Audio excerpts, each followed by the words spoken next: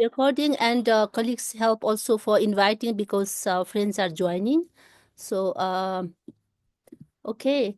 So, welcome you all. And we are really thrilled to welcome Professor Linda Waimarie Nikora as our guest speaker today.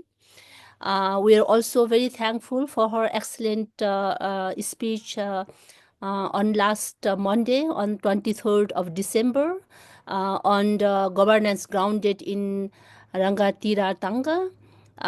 We are also thankful for her for accepting to continue her guest lecture today on the from researcher to servant, transforming indigenous research practices based on Hello, her मलाई experience ल in. छ तपाईँहरूले Uh, may I request um, friends to mute who are not speaking, and also our co-host kindly mute. You know, because today we try to be a little bit flexible because last time we really try to control something like that so that we could smooth well. But I hope all friends will understand this. And today's our event is very very important for all of us because we all are involved directly indirectly on indigenous study, and we are really in the momentum of enhancing indigenous led research. So Professor Nikora, who has accepted our invitation to give her lecture on this topic based on her experience as indigenous researchers and professors of indigenous study in the University of Auckland in New Zealand. She is also the co-director of Napai Ote Maramatanga, the Maori Center of Research Excellence. Today, the topic, as I said earlier, we'll be discussing more on how the researchers is from researcher to servant, transforming indigenous research practices. In this session, Professor Waimarie invites us to rethink the role of researcher when engaging with Maori and indigenous communities. Drawing on her experience as an indigenous researcher and professor, she will explore the transformative concept of research as a servant, positioning researchers as a servant to the communities they work with. By prioritizing the relational accountability, humanity, and the aspiration of indigenous peoples, research as servant fosters genuine collaboration, trust, and meaningful outcome. So before I give floor to Professor Waimarie, I also would like to acknowledge the presence of Professor Prakash Chandra Bhattarai, our dear colleague, and also the Vice Dean of Kathmandu University School of Education, and also other professors at the university. I also would like to acknowledge the presence of faculties and also students from Tribhuvan University, um, colleagues from Cypriot, colleagues from Mountain Spirit, and also the colleagues from Philippines, India, and USA. So with this one, now uh, I would like to begin today's session. We try to be a little bit flexible today. I in the last minutes I also removed registration section because separate colleagues who are working in the field, our field officers are also joining. Because as you all are aware, that CIPRED is really moving ahead for indigenous-led resource from our ground, and we really would like to, make availability of this today's important session to be heard and to be enriched with this knowledge and rich experience of Professor Waimarie. And for considering the presence of our field officers who have limited, limited English language, we have two volunteers, my colleagues Biswas Chepang and Sarana Sherpa. Both of them will have a simultaneous translation for you. So those who have a language issue, please go to the Nepali channel so that you will have the simultaneous interpretation, throughout 1.5 hour. So this session will have till 7 o'clock. Maybe we can have some flexibility of a few couple of minutes, and it also depends. Your questions, if you are able to stretch for a couple of minutes more. With this one, now I think we can move ahead, and once again welcome you all. I really appreciate for Dr. Professor Prakash Chandra Bhattarai to join on this one, and also sharing the knowledge experiences with his students also in back in the California University. We have also our sisters, brothers joining from from different institution, organization, universities, and welcome you all once more. And now we'll take off pictures at the end of the session. And with this, at that time, I really would like to request all of you to put your camera on, because otherwise we'll be ready in distance. Those who have the supporting internet. So with this one, I would like to welcome Professor Waimarie to move ahead, go ahead with your presentation. And after this presentation, like last Monday, we'll open floor for a few questions, and then if time allows, we'll go for another second question answers. So with this one, over to you, Professor Linda Waimarie Nikora.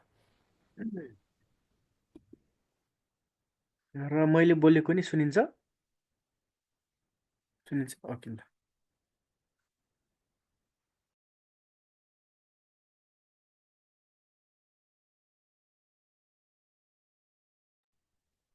Tēnā tātou te tūtai miti mata tātou ke roto i te karakia tukua mai te wairua kia re ki ngā taumata hei arahi a tātou mahi me tā tātou whai ngā tikanga a rātou mā kia mau kia ita kia kore ai a ngaro kia pupuri kia whakamaua kia tīnā hui e tai ki e. Greetings to you all. It's wonderful to be back this second week to talk to you about this particular topic, from researcher to servant, transforming Indigenous research priorities, and just supporting the greetings that Dr. Pasang has already given to esteemed colleagues from the various universities, from people who are out in the field, from students who are diligently pursuing their studies at various institutions. I greet you all again this evening. Dr. Pasang sort of let me know that one of the next steps in the course is for students to be going out into the field doing real research. And that's kind of timely, because I thought I would provide you with, or start our conversation with, a little bit of a case study about some of the real research that I did as a student way back in the 80s. And then look at what I learned from that experience, and over time as a researcher, supervisor, etc., and package that into a paradigm, and then finish on some roles that researchers can play in Indigenous communities that are a little bit outside of the box. It's not necessarily what you are trained to do, but there's still very, very important roles to be playing as part of the equation of being a good researcher out in the field. What I want you to do as you're navigating this presentation with me is to think about what kind of framework, what kind of ways of thinking can you bring to your own context and into the research situation that you will be embarking on? What kind of framework of ideas and concepts can you bring from your own Indigenous context that will help to keep you grounded, on track, safe, accountable, moving through your research experience?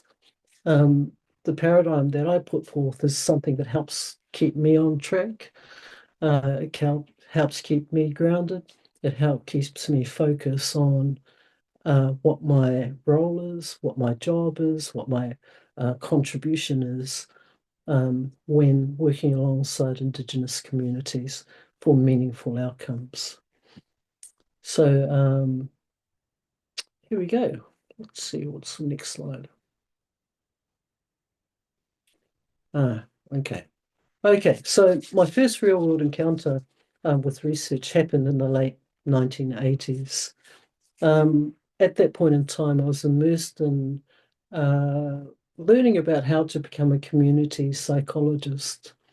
So, community psychology is a branch of psychology that focuses on understanding people within their social, cultural, economic, and environmental contexts.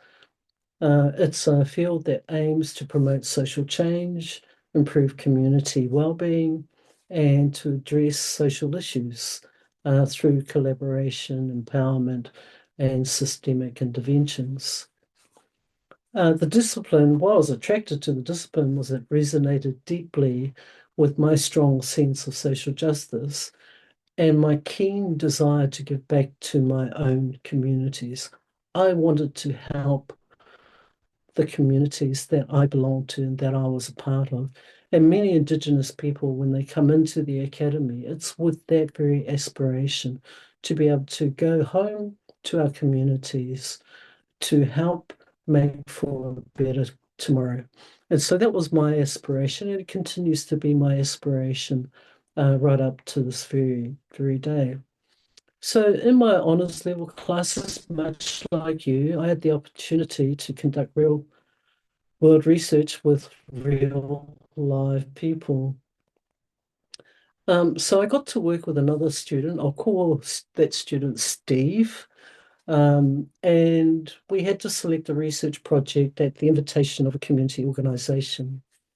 The project that we worked on was an evaluation of a Māori community health worker who was based in my father's tribal district.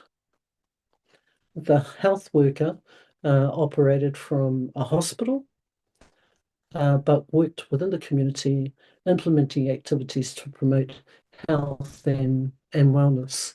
She was funded by an NGO who had requested the research, and the NGO really wanted to better understand what the impact of her work was, relative, obviously, to the investment. So Steve and I, we began to prepare a proposal, and Steve suggested using an idea generating and card sorting approach. It made no sense to me at the time, but he guaranteed that we would make our analysis process that much more easier, and we could slip it into a computer. The computer would do its thing and spit it out, and it would be marvelous. Back in the 1980s, which for some of you is probably before you were born, computers were mystical pieces of equipment used mainly as fancy typewriters. But even so, I agreed with Steve. I deferred to Steve, reasoning that I was just a Māori woman and he was a Pākehā man. So Pākehā is another word for white New Zealander.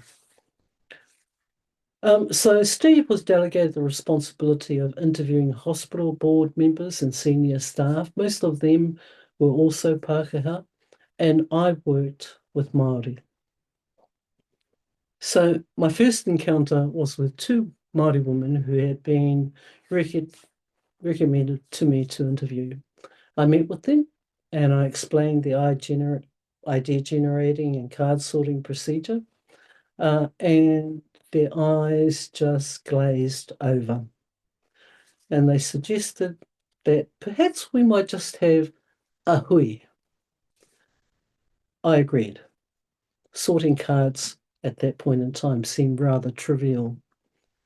So a hui usually involves a meal, a conversation that allows people to connect and build rapport, and if agreeable, a more focused discussion about the meeting's purpose. I'm a hopeless cook, so I asked my grandmother if she would cook for us, and she was delighted to oblige. And on the day of the hui, when the two women arrived, my grandmother in her 70s greeted them at the door. And they were surprised. She served the meal and she hovered attentively, probably more likely to overhear the conversation that was happening. But the woman accepted her generosity and were gracious in their thanks. And as an age-graded society, where great emphasis is placed on respect for elders, it presented a certain dynamic in relation to how that encounter was going to pan out. So they agreed to have a conversation about the research, and the conversation resulted in my compiling a book of notes and them leaving with a commitment to furnish more information if required. So, working with Steve, the notes I had from those people I spoke with were rich in direct quotes and contextual information. They complemented Steve's cards really, really well. The two methods came together really, really well and complemented each other. And indeed, we were able to actually generate a card stack from the notes that I compiled, that in turn were put through an analysis process. We wrote up our report and distributed to those who had participated in the study and to people who might find it helpful and beneficial. And we also did presentations where asked.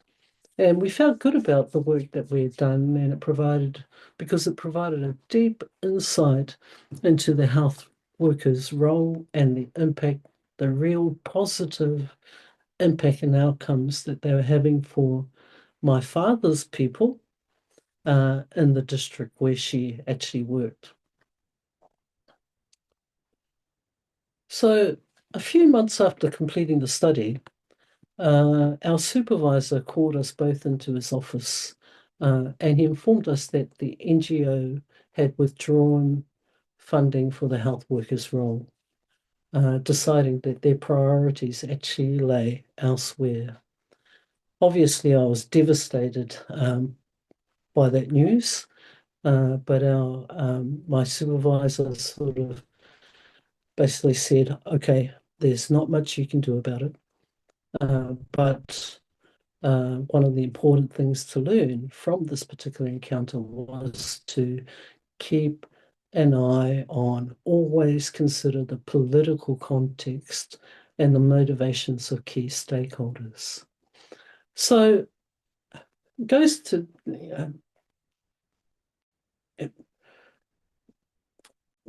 why I was so distressed by this particular outcome was that it occurred on my watch in my father's tribal area. And alongside other family members. And so I felt deeply for the community health worker. I felt deeply that I had not quite kept my eye on the ball in terms of creating a meaningful transformation for that particular community. And it was a really, really deep learning. And there are a few other learnings that I gained from that encounter, which I've got on the slide stack. So the first is always be aware of the political context and stakeholder interests in whatever the project is that you're doing. And stakeholders come in all sorts of different shapes and sizes. Never write someone off as not having a stake in your research if it's community focused and intended to benefit that particular community. Keeping an eye on the interest of key stakeholders and whatnot, you're better able to anticipate the challenges and to navigate project outcomes more effectively. The second is back yourself. Trust in your Indigenous instinct. Trust in your Indigenous cultural practices and protocols.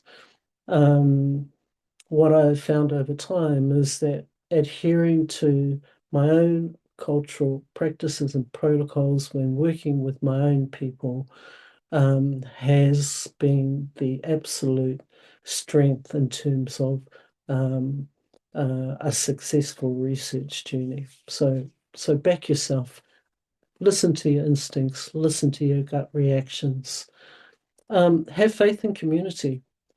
Community-led approaches often yield much richer and more relevant insights than rigid methodologies. It doesn't mean to say that rigid methodologies or methodologies that may be narrower or more strange to a community doesn't mean to say that they don't have a place. But oftentimes triangulating or bringing those methodologies together provides a greater strength to the research outcomes, research findings. Diversify, combining different strengths. So working with Steve was a great experience. It meant that I didn't have to go and work with Pākehā people. He was able to go and do that, and he didn't have to come and work with Māori people.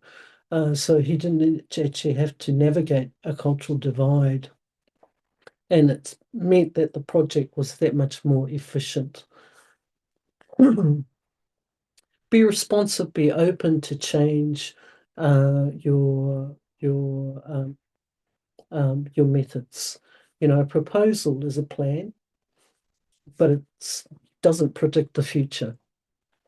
It's simply a plan for the future, something to hold on to. But when you're in a particular time and place, you need to decision make according to what is best for the participant as well as yourself in that particular context. So be open to change, be flexible, build that into your research planning.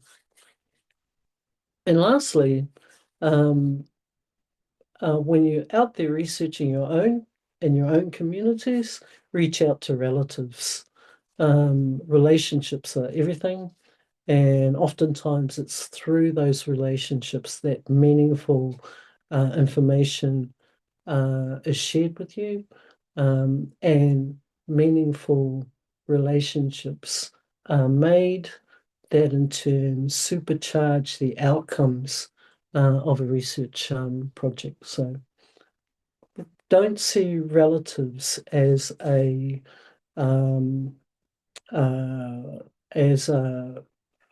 as something that contaminates your research process. See it as a strength. So from this experience, those are just some of the key lessons learned from that one experience. And I've learned many, many key experiences over time, as you will in your own careers. But from those experiences, I've cultivated a deeper understanding of the transformative potential of research. And these experiences have illuminated for me the importance of things like humility, relational accountability and centering Indigenous ways of knowing and being.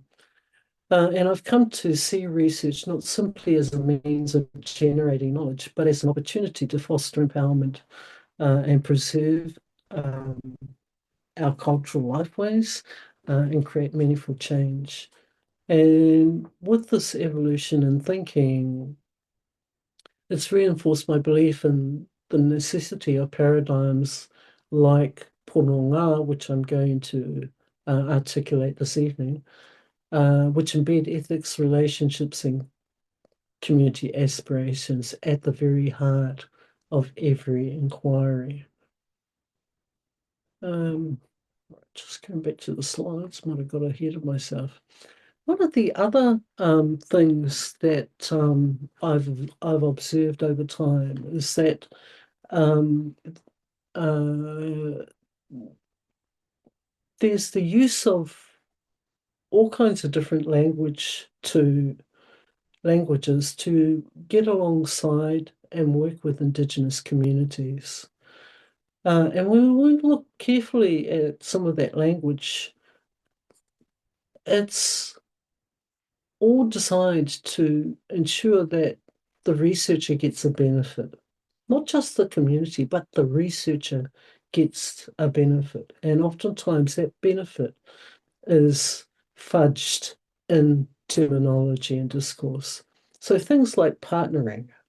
Okay, well, what does it really mean? What does it mean for the community? But what does it mean for the researcher? And are they actually motivated by those meanings in terms of the nature of their encounters? Collaborating. What does it mean for the researcher? What does the researcher get? Are the benefits, is there an equality in terms of the benefits? Co-design. What does it mean? What does the researcher get? How does the research interest in those processes influence the nature of conversations, the way in which things are designed, etc. Reciprocity. Are we really able to return the value of what we were given in terms of a program of research? I think these ideas can be really, really challenged. And one of the important things that we really need to be doing as researchers is making our intentions and our agendas crystal clear, being quite explicit about why we are in a certain place and time, why we are situated alongside people, and what we get from that equation.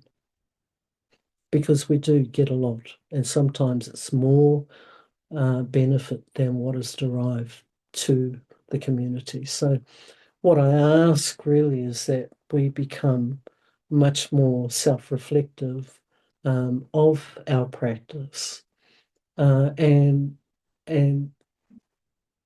my ruminating on these ideas have led me into the space of research as servant.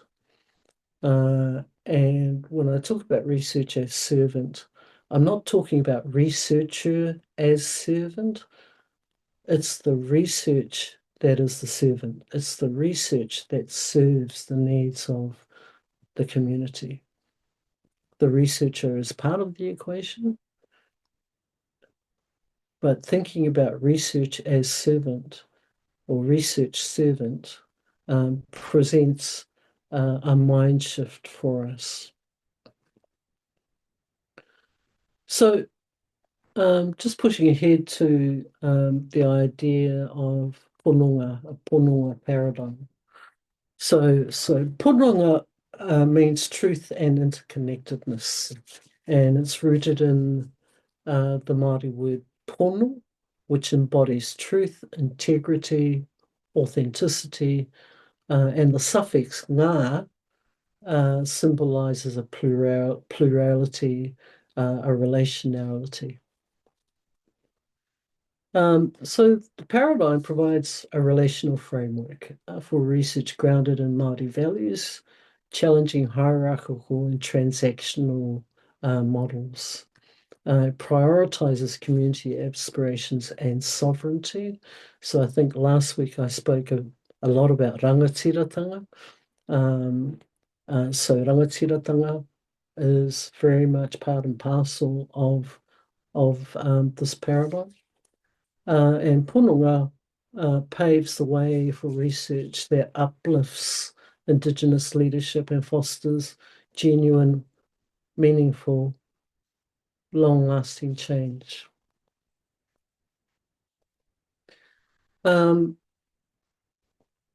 So as a paradigm, it positions research as a tool that serves the shared goals of the community with a focus on accountability, humility, fostering genuine, generous relationships and the like. So what I'm going to do now is go through some of the core principles. And I think I've got about five core principles. So briefly, Waimarie spirituality, and I'll go through these in depth. Spirituality and balance, mana motuhake, similar to rangatiratanga, but different. It's about autonomy, it's about sovereignty, whereas rangatiratanga is more related to leadership and collective well-being. Manaakitanga, kindness and generosity. Oftentimes the idea of reciprocity is situated as an important principle, but sometimes I don't see the give back. I don't see the love going around. So what I've done is try and frame that differently as kindness and generosity. And lastly, I think last week I spoke about the idea of whakapapa, of genealogy. Relationships are everything in the Māori world, relationships and connectedness. So going to the first idea, wairuatanga. So wairuatanga is about spirituality and balance. It's rooted in genealogy and connections to ancestors. And emphasizes the sacredness of all relationships, including the natural with the natural world, and the presence of Modi or life force. Everything has a Modi, everything has a life force, everything demands regard, kindness, generosity, care. And for that reason, it has mana, it has spiritual power. We express wairuatanga through rituals, through prayer, through song, through customary practices, and it's the foundation for all things Māori, for our identities, for our values, for our decision making. But fundamentally, it's about ensuring harmony and respect for the tangible and intangible dimensions of life. Excuse me. For researchers, this means approaching our work with mindfulness and respect and recognizing the life force of everything in the work that we do and integrating spiritual integrity into our encounters, into our writing, into our presentations, into the ways in which we sit with other people and the world around us. So some of the key words in this particular domain are things like mindfulness, balance, respect, harmony, non-harming, empathy, compassion, all those things in terms of wairuatanga. And that sets an ethical standard. It's a very, very high ethical standard. I would say that it's a lot higher than what my colleagues would be expected to meet. But it's an ethical standard that's quite magical when everything is aligned and tika all right. The second is Mana Mutake, self-determination, autonomy, sovereignty, and embodies the Māori principles of authority, or the mana, authority of individuals, of family groupings, of subtribes and tribes, their authority to govern their lives and worlds in alignment with our customs and aspirations. It safeguards the right to make decisions independently while uplifting identity, language, traditions, community, aspirations, etc. We should not forget, in the context or in the case of Māori here in Aotearoa, New Zealand, and other Indigenous peoples around the world, that colonial histories have profoundly disrupted our mana motuhake. But even so, it remains as a platform for resilience and for reclamation. For researchers, what does this mean? Mana motuhake requires honouring research processes that respect the sovereignty of Indigenous peoples, their communities, lands, seas, skies. Researchers must defer to community leadership, and they must recognise that decision-making structures, and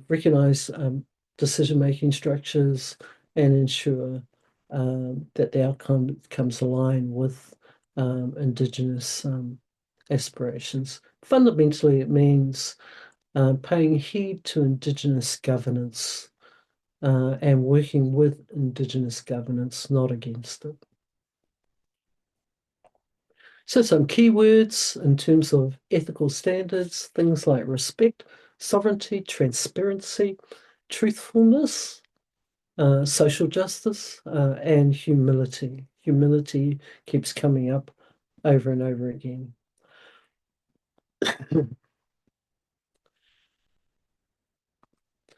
The next dimension is that of rangatiratanga. We spoke a lot about rangatiratanga last week, but it reflects the relational leadership and rights of Indigenous peoples to govern their futures, to be the masters of their futures. It's rooted in whakapapa and genealogy, and it seeks a meaningful and flourishing future. For researchers, rangatiratanga means aligning research practices to strengthen and uplift Indigenous leadership. And it also involves the creation together of knowledge. It involves amplifying community-driven aspirations and working together to realize shared success. So keywords in this domain are empowerment, trust, collaboration, accountability, compassion, relationality, and shared purpose. The second to last is manaakitanga. This is where I go back and I think of my grandmother, because what she was doing in terms of providing food for us in the case that I described up front was the practice of manaakitanga. So manaakitanga is the practice of kindness and generosity. It's about compassion, it's about generosity, fostering environments where these values can shape the interactions that people have generally, but also as researchers will have with Indigenous peoples within community. Manaakitanga extends beyond interpersonal relationships to also encompass care for the environment, for cultural heritage, as well as for future generations. So it's also future looking.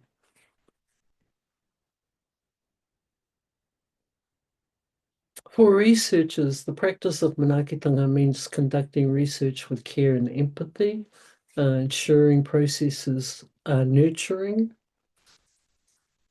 that they are respectful, and that they serve the collective good. By prioritizing generosity and support, we're able to provide a platform for care, transformation, empowerment, and holding communities safely and with care. So some of the keywords in that dimension are generosity, care, compassion, trust, non-harming, kindness, and empathy.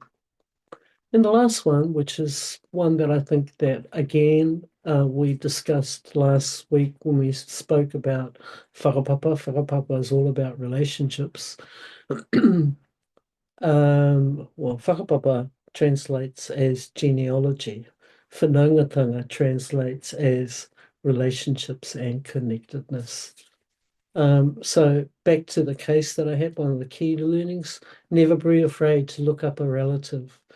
Never be afraid to find a relative. Never be afraid to create relatedness with other people. So whanaungatanga emphasizes the authenticity of relationships built on trust, respect, and integrity. It highlights empathy as important, a genuine effort to understand and connect with others, and also positionality, acknowledging how one's cultural, social, historical contexts always speak into our present, and those can influence our interactions with others. So it demands a certain degree of self-reflectiveness on the part of, and reflexive practice on the part of the researcher. For for researchers, researchers must approach our work with honesty, openness, and conscious awareness. Some of the key words are authenticity, empathy, positionality, integrity, collaboration, and indeed compassion. So all those things taken together form a rubric that has at its core the notion of creating research to serve community, of creating research as a servant to community. And if we adhere to these principles and ways of working, then we're better able to realize the possibility of meaningful, truly meaningful change for the communities that we're working with.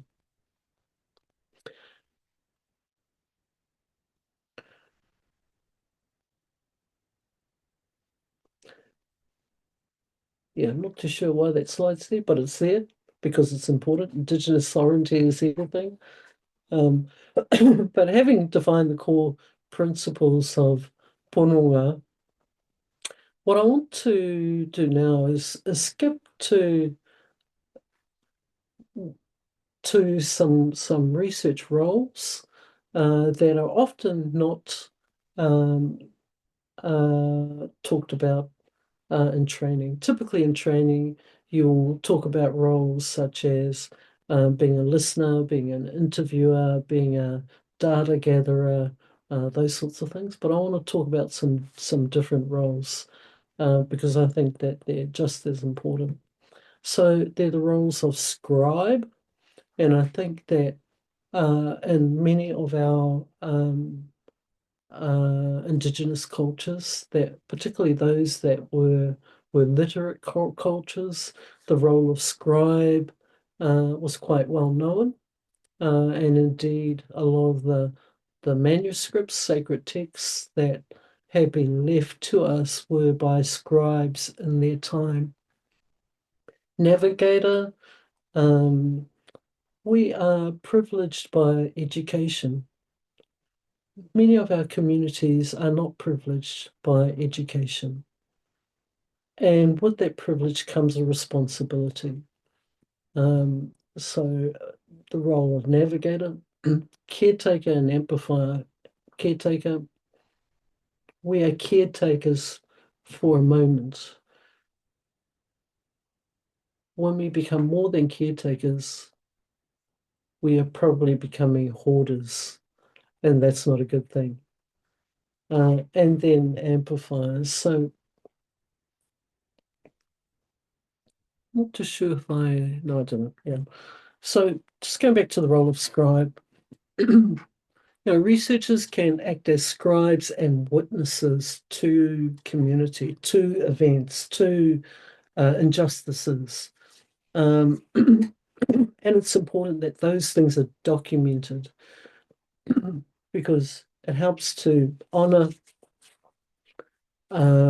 knowledge, priorities, values, and experiences and impacts that are experienced and shared by Indigenous peoples and communities. So the role of scribe demands a humility and integrity and commitment to truthfulness, understanding also that the scribe will bring their particular perspective to what they're seeing and what they're in turn recording. The solution to that is to ensure that you're transparent in terms of what you're scribing and explicit in terms of what you're scribing.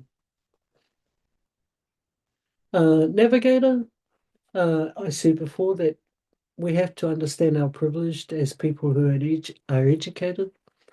And navigators help to guide, support communities in their research journeys. They may provide mentorship, they may provide capability building opportunities. They may work to empower communities to take ownership of their own knowledge and shape their own research futures. And they may simply help communities to overcome challenges and to facilitate pathways. As a navigator, it's important that we do not reside in communities helplessly. It's important that we, as privileged people, realize our potential in terms of contribution to community. The caretaker. Caretakers are entrusted with the responsibility of safeguarding and nurturing knowledge, values, and aspirations of our peoples. And central to the role is recognition of upholding Indigenous sovereignty, particularly Indigenous data sovereignty. Indigenous data sovereignty, and ensuring that communities maintain control over their knowledge and data at every stage, not just of the research process, but post the research process. Also, I have to say that the caretaker role should be a transitional role. It's not one that a researcher walks into and occupies for a lifetime. It's one that should be succeeded to others within a community. And the researcher, as caretaker, needs to work with a community to empower them to determine their own data sovereignty requirements, needs, etc.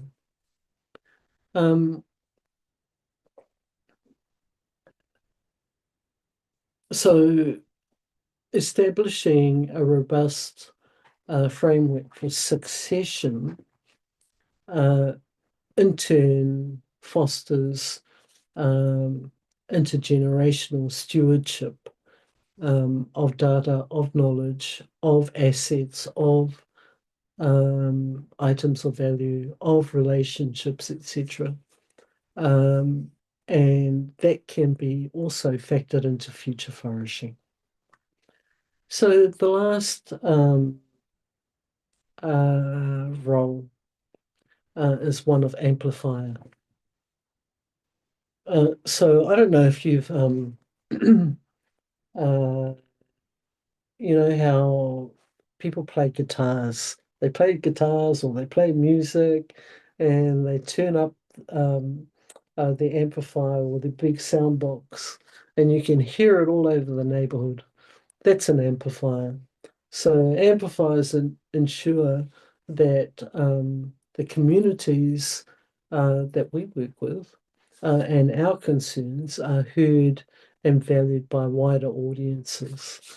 Um, so an amplifier will translate community priorities into forms that are accessible um, for communities as the first beneficiaries of research. So, so whatever outputs you create, if it's not accessible by the community itself, then they're not benefiting. They should be the first beneficiaries of any outputs of research. But an amplifier will take that further and turn it into formats that are palatable, digestible by policymakers and educators and the general public. And research is getting really, really creative in this domain. So, for example, I know of researchers who've created songs, blogs, social media posts, movies, documentaries, protest signs as a way of amplifying the voices of particular communities. So it's a space where you can get really creative. As conduits of information, amplifiers also link Indigenous communities to broader networks. Um, and so one of the critical roles, I guess, of an amplifier is to help to facilitate access to funding, to platforms, to opportunities that advance the community's goals.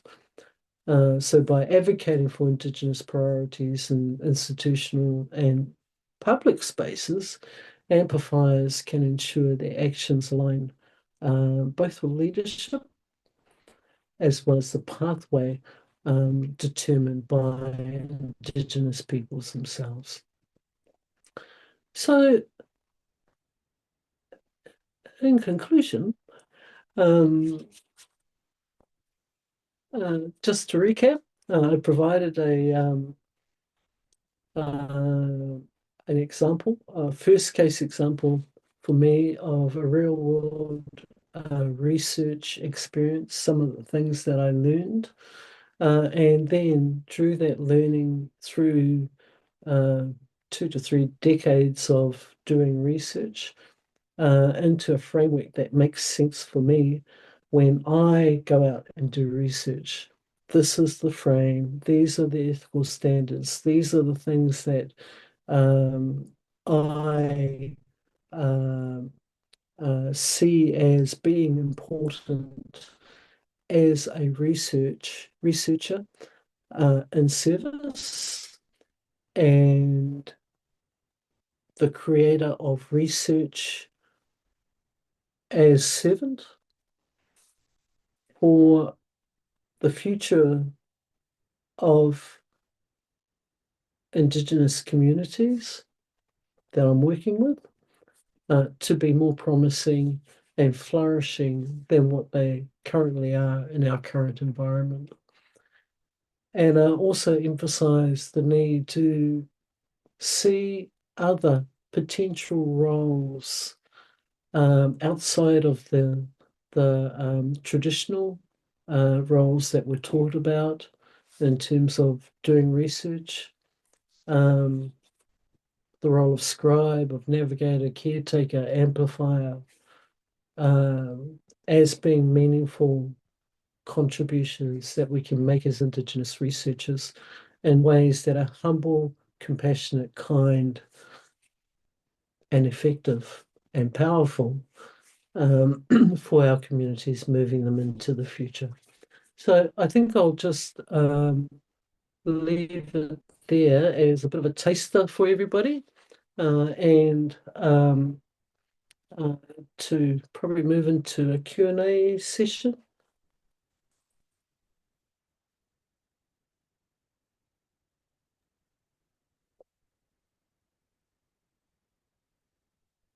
Yeah. Thank you so much, Professor Linda, Waimarie, and Nikora, for your excellent presentations and enriching us. No, how can we have resource as a servant, not as a researcher, just to distinguish that one. And what research mean for us, and how research, when you do research with the servant for flourishing, nourishing, empowering, dignifying, and the owner of the resource as the community, not the researchers. I think this has captured a lot of essence for all of us to understand. For somehow we all are researchers, and as I said in the beginning, that this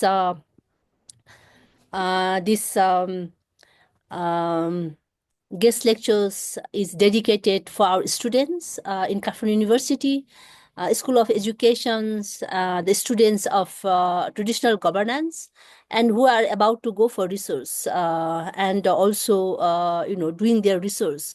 And your knowledge sharing of Ponunga rules, and also the core principles will definitely helpful for our students to open up their mind, and bring paradigm shift from the research as usual model, where researcher think the king of all, no, and making other to be objectified rather subjectified. And I think in the indigenous led research, our mission is how can we make win-win situation, not the other way around. And the researcher role for bringing the voice for policymakers, changing the policymakers, but at the same time empowering community so that they can speak and also dignified, and keep on inspiring their children, because to convince that what they are doing is a wonderful job for sustainability and humanity. So we are very interested now. Really appreciate Tujise. Thank you so much for your for your excellent presentation. I also personally learn a lot, and we are here to learn and also exchange our thoughts and experiences. And really appreciate. It's early in the morning for you, middle of night, I know, but you have dedicated for that one. And really appreciate for all your thoughts for all of us and for our students, because students and our youth are the hope for continuity for indigenous-led research to bring paradigm shift, and for for inspiring further our young generation and connect our roots to live with a respect and dignified life. So now I would like to open for the question answers. I would like to request all of our friends to put your camera on. Let's be alive, because I have been always telling my students that let's open our camera face to face, see each other eye to eye, because we are already far in the screen. If you just put your camera, if you put your just name, and I don't know whom we are speaking, no. We try to benefit from virtual reality. Let's try to benefit and connecting us, not just distancing ourselves. And thank you so much for opening up. I see all the sisters connecting. I see Vibhuti from joining our early professors from India. Thank you, Vibhuti. And also we have, I see also other friends who are joining from Kathmandu University, separate, and our field officer, and also all other our other indigenous peoples organizations working on indigenous issues and concerns, and all our past students also. I see Bipin also. Hello, Bipin. So this is your forum now. Let's open up. Let's be true to ourselves, because this is the forum that we are not just only speaking theoretically, but this is the time we need to be more practical as possible, and where it becomes so realistic, so that we can make our time as useful as possible and as real as possible, so that we'll be thankful what we did and what to be continued by our young generation. So let's go on. So I would like to request just you could. I would like to open 5 questions first, and then after 5 questions, I'll give the floor to Professor Waimarie, and then I'll open another rounds of question if our time allows. Okay, so please, over to you. And then I have a friend, Angnima and Preeti. Please, because there's a two one. And if I miss any hands, please just flag out. Okay. Ma'am, we have a question from Uma Tamang, ma'am. Maybe you can start reading out. Okay. So it goes, how do you ensure that the values of Pono, balance, righteousness, integrity are accurately documented and preserved for future generations?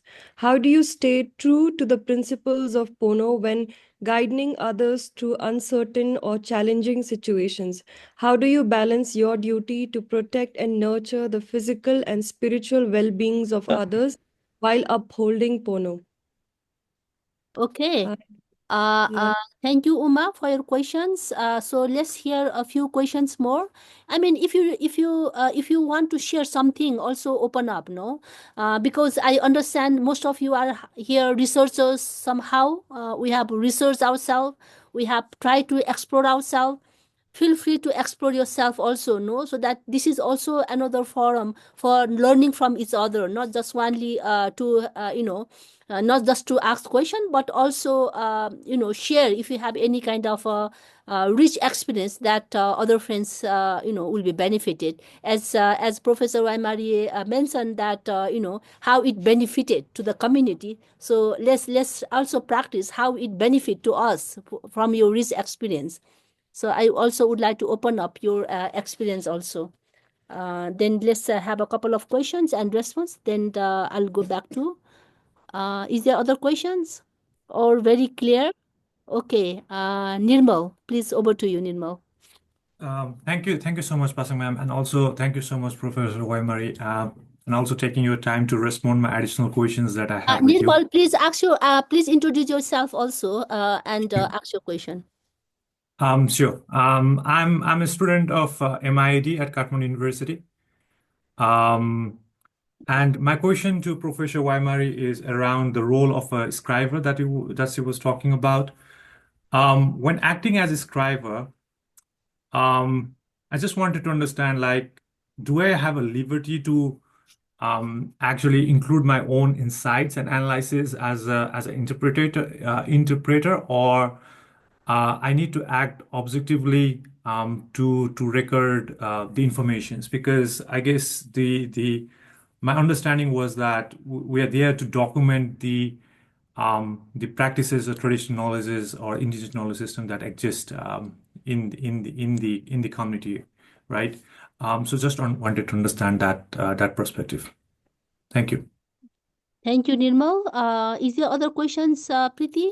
If you have any kind of a difficult, like internet connection issues, you can also chat. Keep your question in the chat. Okay.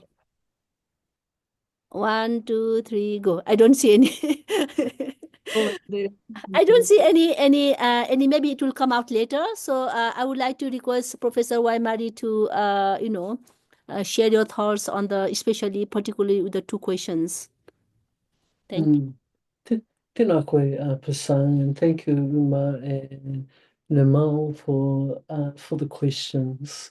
I think I'll answer Uma first because that will probably help answer Namal's question. I interpret the question simply as how do you live a values framed life? How do you live a values framed life? We all have values. Sometimes we don't recognize the values that we have until they're violated by something. So, for example, I know that in Dr. Pasang's house, and indeed in my own home here in Aotearoa, New Zealand, we take our shoes off at the door. It's just what we do. We don't question it. It doesn't occur to us to be special or unusual until somebody doesn't take their shoes off and they walk into the house, and then suddenly there's an uproar because there's a value that's being violated. So living a life, values-driven life, requires us to actually come into conflict with others. So the values that I put up as part of and dimensions I put up as part of the Ponunga framework are deeply Māori values. And because of that, they are in conflict with the values of the dominant society that we live in all the time. They're in conflict all the time. And so what that means is that it's at the forefront of our consciousness. Well, it's at the forefront of my consciousness now and at my age. And we hope to support growing generations into that same consciousness. So how do you live a values-driven life? By ensuring that those values are front and center of your consciousness all the time. And that's probably about the best I can do in terms of providing an answer to that question there. So thank you, Uma. The role of scribe. I really enjoy reading those who have been scribes over millennia in different epochs in time. And some of them you can actually see the nature of their character and the way in which they've performed their role as scribe. And others, the character, the personality is not so apparent. And then for some, you wish they had actually said something about the context or about who they were or about the life that they lived. We could better understand what has been left to us. So I see no problem with a scribe providing personal insight, personal observations, comment on things that they found funny and hilarious or how they got angry about something, provided that that commentary is explicit and transparent as belonging to the scribe. The moment that it's not transparent, it becomes very much a subjective documentation. Now, there's nothing inherently wrong about that, but for a reader, it becomes difficult to unpack that subjectivity and get a greater appreciation for what has been documented. So,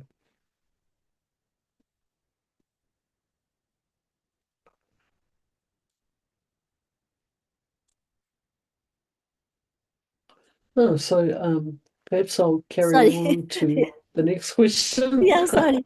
Yeah, Agnima, would you like to read it out? We have also a few questions. Yes, thank you, ma'am. Thank you, Professor Waimarie. Yeah, here's another question from Kaustila Karel. Thank you, Pastor ma'am, for organizing this. Professor Linda, thank you very much. My question is, how can we contribute our practices amidst the negative impacts of globalization? That's from Kaustila. There's also other questions. Can you please keep on reading? Finish all. Yes, and there's also another from administrator's iPhone. I don't know who's That's a faculty member from Tribhuvan University. So please go on. Yeah. Yeah, and that's asking how the globalization and world market influencing that indigenous community. So the impact of globalization in market. And another is from Navin Paudel. I'm Navin Paudel, field staff from Separate. My question is, I think principle of indigenous community are same to every country, but style of practice them will be different. I want to know, while conducting research, in spite of similar research questions, the result and conclusions from the research will be different in regards to regions and countries. So how can we ensure that findings and interpretations of other regions and adaptable to unique cultural, environmental, and social context of our country? Okay, There's one more, please. Vibhuti. that's Vibhuti Naik. Okay, thank you, Professor Waimarie, for enlightening us through your presentation. In India, especially sharing our indigenous people of Jharkhand, the indigenous people have been researched so much after the formation of Jharkhand state by the non-indigenous people and foreigner scholars that the indigenous people of Jharkhand have lost trust. Even if the indigenous researchers want to do research on their own community, people are not supporting the indigenous researcher. So my question is how to build the trust? Okay, I think that's all the questions we have in chat box. Thank you, ma'am. Thank you, Agnima, for reading, going through all the questions. Please, Agnima and Preeti, keep on watching if I miss any one. At the moment, I see Divya Didi's hands. Divya Didi, over to you, and after that, we'll go back to Professor Waimarie. Please introduce yourself too. Thank you. Okay. My name is Dibya Gurung. I am a development practitioner and also do some, not an academic research, but involved in action research and assessments. My question, and first and foremost, thank you very much. I really could resonate with the approaches we use and the approaches and the philosophy we have, the Buddhist philosophy and all. It's so much similar, especially about empathy, compassion, collaboration and all. Thank you very much for that. My question is on, there's many questions, but one of the things I was interested to know is on the relational leadership practice you talked about in the Maori culture. Could you elaborate a little bit more on that? What does it entail? Because leadership has been one of the biggest challenges, both within the different communities as well as in our country. And also, I would like to know, like, when we talk about relational leadership, how does the gender dynamics play in this context? You know, because within Indigenous community also, we do practice a lot of relational leadership. But when it comes to age hierarchy, gender hierarchy, there's a lot of like when the leader speaks, no one speaks, you know. So, you know, how do you explore those dimensions and dynamics, and what is it? Is it a problem, or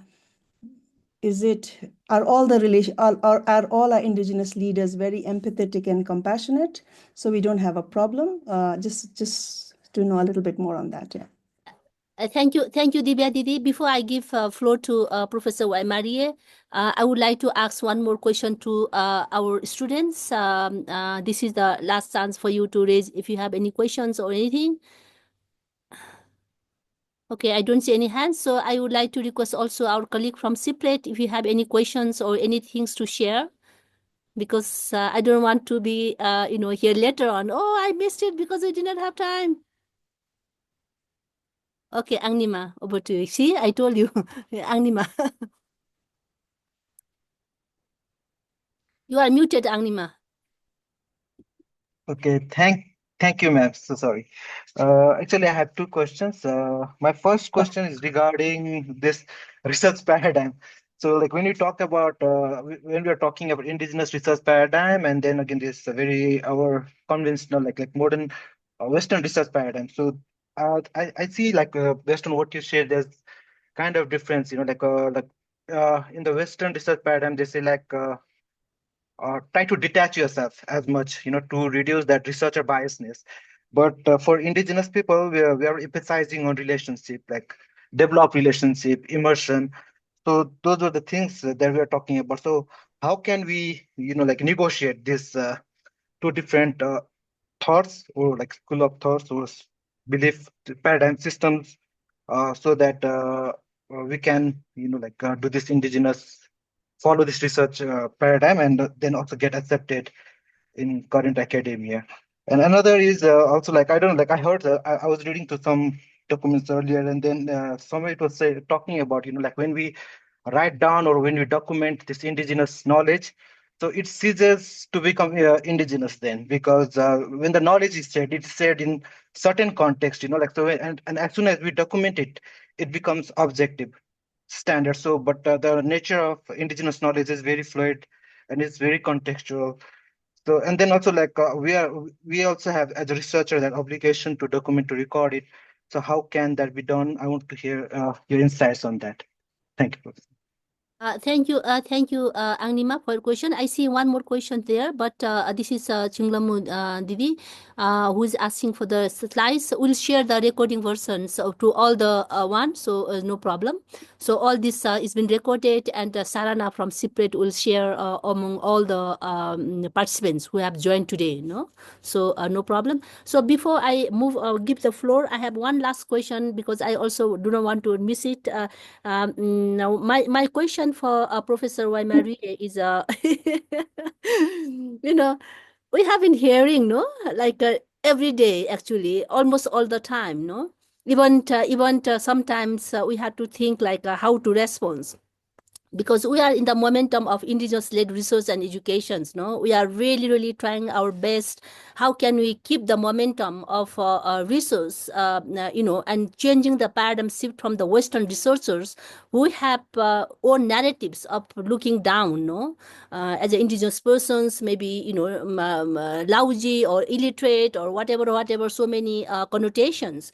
But we are trying to see like who we are and what is our stories and our own lived experiences, no, and that is what we try to go through the indigenous led research. But however, one of the question often been asked, like oh, when you go to the research, what do you do? Oh, you do the case study, you go and ask the key informant interview, you ask the research question. Oh, that's all the tools for the Western methodology, so what's the different? No, this kind of connotation is often we have been hearing, and that is one thought. Just to have my own reflection, I really believe, we have been hearing your presentation in our last second international conference on indigenous-led research, when you have two things really strike me during that time was like, how we smell. Do we smell indigeneity, or do we feel it? No, if you don't feel it, then that's not the indigenous-led research. So from that perspectives, I always respond. I would like to ask you if my response is correct or not, or if you have any insight for me to understand or know more from your from your journey. Just example, like for example, a customer institution, for example, Sagya. No, Sagya is one of the customer institution in the Upper Gorkha among the Chum and Nubra indigenous communities. So that's how I explain, like when you talk about the Sagya, for people who do not understand the values of Sagya, maybe it's just only the name, no? Maybe it's kind of institution, that's it. But if we are aware, and if we understand the core values of Sagya, it's not just one the institution, but also the spiritually connected sacredness, invisible, directly, indirectly, lot of shared values which cannot be even explained in the text. That connectedness, and if you understand that part, if you see from that perspective, that lenses, and then we are more indigenous researchers, no, or indigenous-led research. No, so that is what I think, and I try to explain. But please enrich us with your wisdom for us to understand more. So over to you. Thank you. Tēnā koe, Dr. Fasan, tēnā koutou. Thank you all for very, very insightful questions. And I don't know whether I'm going to be able to address all of them in depth, but I'll certainly try and touch on all of them. So picking up on the question from the administrator's iPhone, from Koshila, I think. How can we continue our practices amidst the negative impacts of colonization? I think we have to take heart in the fact that Indigenous peoples are still on the planet.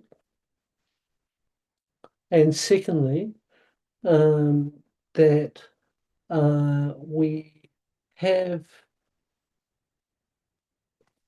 access to being Indigenous, to smelling Indigenous, to feeling Indigenous, and the knowledges that have derived to us from previous generations. I think we need to take heart in that because Indigenous peoples the world over have faced tremendous challenges to very survival. Yet we've remained, I hate the word resilient, but we've remained adaptable. It doesn't necessarily mean that we are living well in our current environments, but it does mean that we are still here with aspirations, dreaming of futures for our children as Indigenous beings into the future. So when looking at the negative impacts of globalization, it's simply another ill that's come along in some respects that we have to deal with, that we have to confront amongst the long list of other things that we need to also address. And some of those things are just fundamental issues of survival, food security, housing, warmth, heating, cooling, some of the very, very basic needs stuff.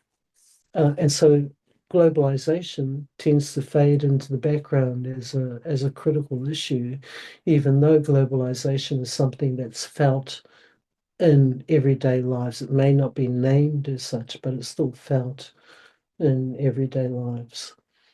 So I want to leave that question there because it's a big topic and we can unpack that one all night from all kinds of different perspectives. But I just want to simply thank Koshila for the question and invite another conversation some other night somewhere else.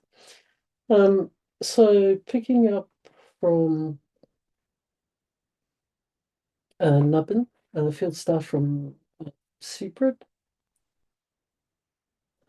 And I think that your question is about the generalizability of information from one context to another. I think that we have to be careful there because our contexts are not the same. My life here in Aotearoa, New Zealand, and my country, 5 million people, and almost 1 million Māori compared with Nepal or the Philippines or other nations around the world. It's just not comparable, just totally different life worlds, life spaces. So we do have to be careful about the information that we import and how we apply that information into our different contexts. So what that means is that we have to be critical of what we read, critical of what we hear, critical of other Indigenous people in relation to what it is that's going to help us here or help you there. Part of the I think beauty of sitting together as Indigenous people is sharing sharing sources, sharing stories, sharing strategies, sharing possible solutions as a means to actually think more creatively about our own context. But at the end of the day, I am the person who is in charge of my context here. You are the person in charge of your context there. I have to take responsibility for what I do here. So to act in an uncritical fashion in terms of importing knowledge is simply to duplicate the strategies of the colonizers, which is what they've been doing to us for millennia. And so, we've got to be critical of them, but we've also got to be critical of all other knowledge bases as well. And going to Viputi, I think the name is.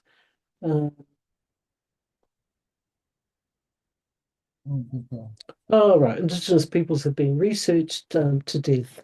And I think that was a line from Linda Smith's Decolonizing Methodologies book. And you're quite right. Even here in Aotearoa, New Zealand, turning up as a researcher, everybody rolls their eyes and they start walking the other way because they have been researched to death. There used to be consultants that would be sent to do the research. Now it's researchers, and now the researchers are looking more like their relatives from down the road, and they are relatives from down the road. So I think that the art of building trust is to simply find ways to sit well within our communities together. And just to simply be good people, where people are able to actually look into your heart and actually see uh, transparently a genuine intent, then that's when trust will start to be built. Not before that. You can run around baking and food and doing favors and whatnot. It's really what the manifestation of a genuine, open-hearted intent. That's the platform upon which to build trust. Now, that may not happen in one encounter or even two encounters. It may take decades. So, for example, even working with my own community around research readiness, it took them 4 years to even contemplate being ready to talk or engage in a research endeavor. So don't think it's going to be easy. But having said that, don't give up. Back yourselves. And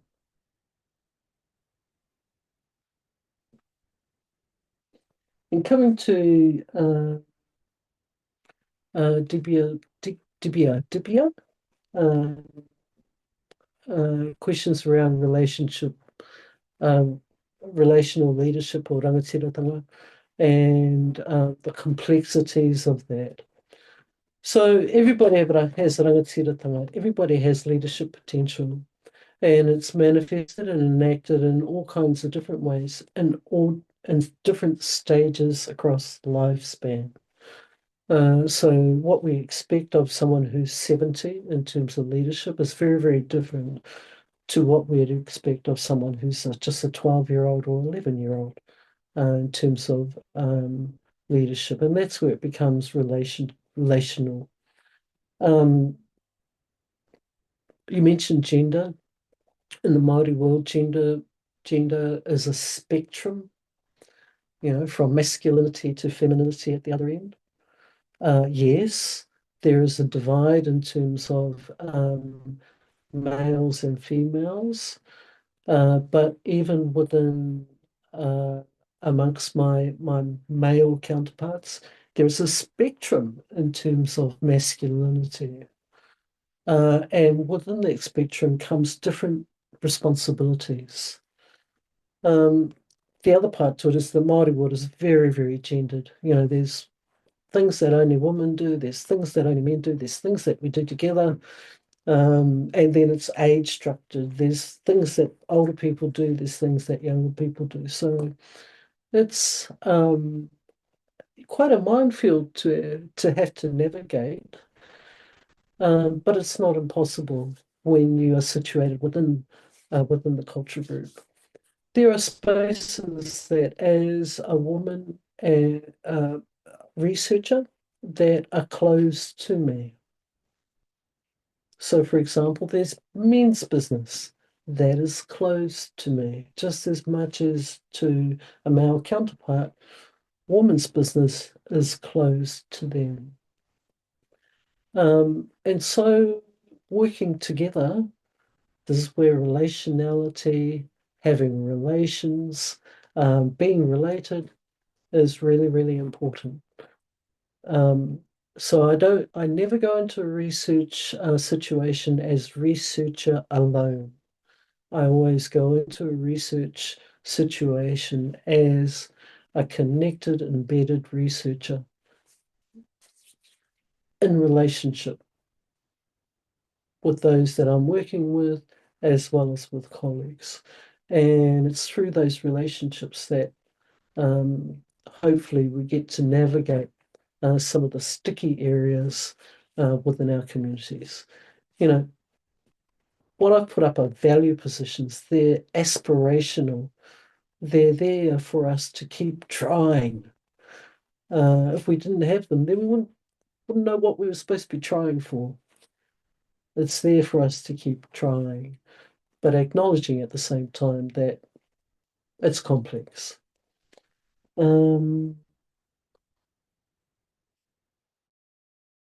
So you raised issues of objectivity and subjectivity.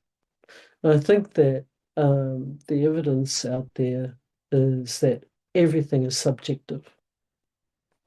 Those people who are still arguing for objectivity, even the physicists would say, and the philosophers would say that they are behind the times. They haven't actually caught up on their reading. Everything is subjective. Even physicists exploring life on the subatomic level admit that just the choice of that exploration is a subjective choice, driven by interest, driven by skill, driven by capability. So the way around that is to be explicit about one's subjectivities.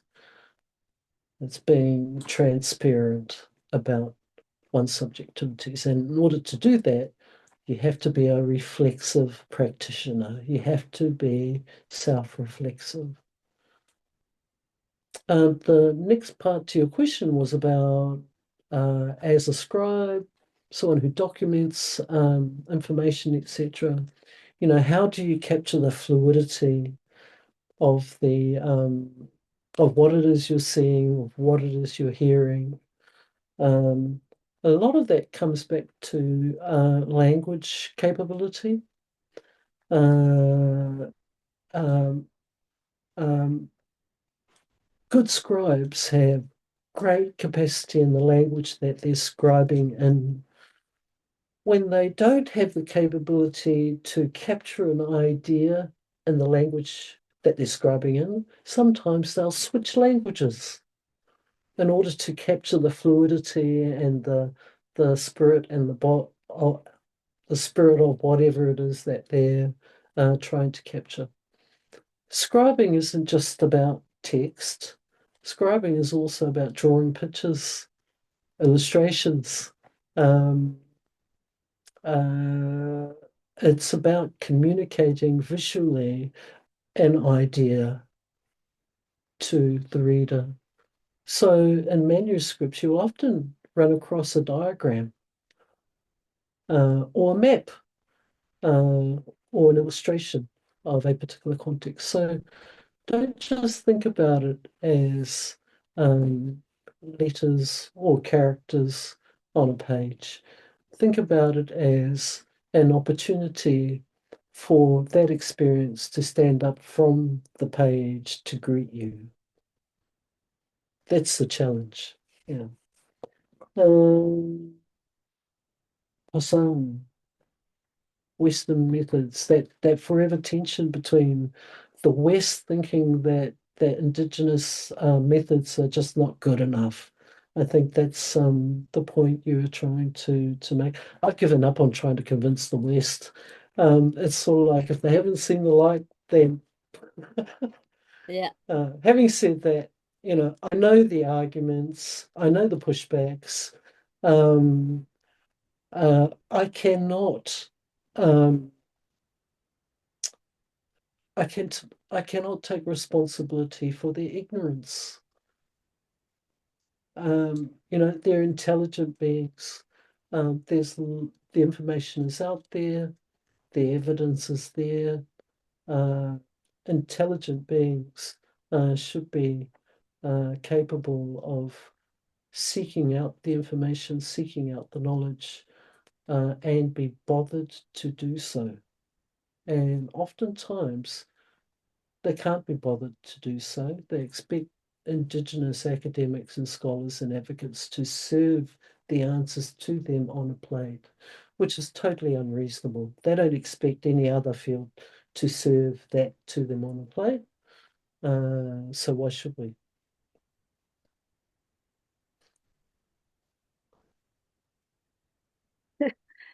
Thank you. I Yeah. think I managed to get Yeah. through it all. You have managed all. Excellent. Thank you so much, Professor Waimarie. You have responded all, and I totally agree with you. This is not the time to argue, but to just prioritize and focus our own self, to connect to the roots, to inspire more, like-minded researchers, peoples. Because one of the time I also had one just incident, just to close out one thing, that when I was arguing with this IPCC resource award, and then one of the colleagues in one of the UN meeting asked me like, okay, so what are the resources you have, no? And then I asked the same question: how much money, how much resources, how much time, how much energy has been invested on indigenous research in comparison to the Western science research? Maybe 1 equal to 99%. Then how could you ask the same question? No, that was my question. So let's keep on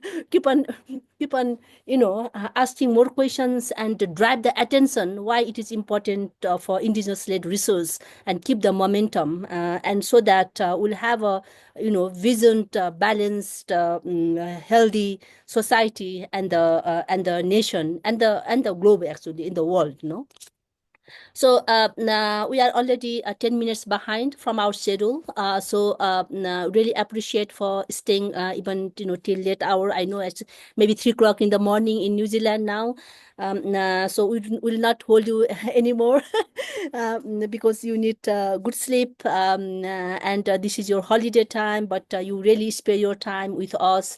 And on behalf of students, on behalf of all the participants, I really, really would like to thank you so much for your dedication, for your commitment, for your thoughts for us, and sharing your wisdom with us.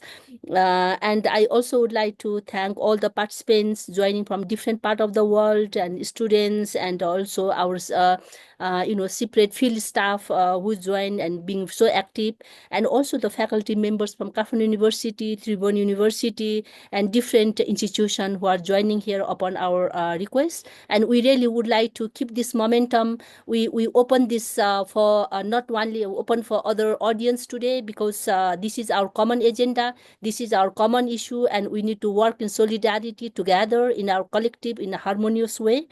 This is one. And I also would like to thank our volunteer interpreters. Simultaneous interpretation was maintained there to Biswas Chepang and Sarana Sherpa, my colleagues from CIPRED. And I also would like to thank our technical support, Angnima Lama and Preeti Gurung for this one. And thank you all. Before we say goodbye, let's take a group picture for our memory.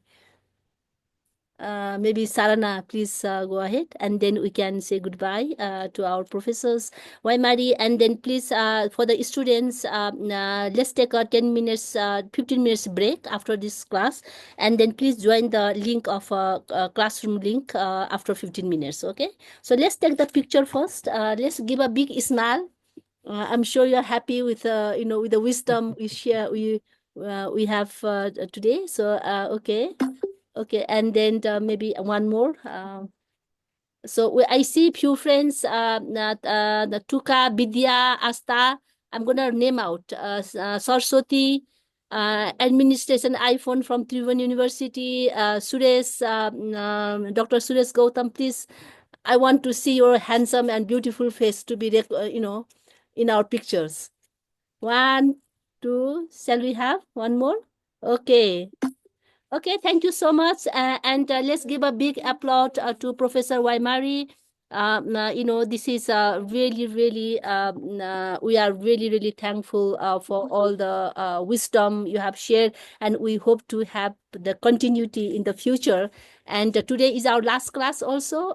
We'll have our next semester starting in February. And we hope to give your continued support, enriching us and inspiring our students further in the journey of Indigenous-led research. Thank you so much. Happy New Year. Yeah. Bye-bye. Bye-bye. Please sleep well. So thank you all, dear friends. So my dear students, so we'll join the classroom, okay, now in 15 minutes. Okay, let's take a 15 minutes break and we'll join the classroom. Bye-bye. Good night, all of you.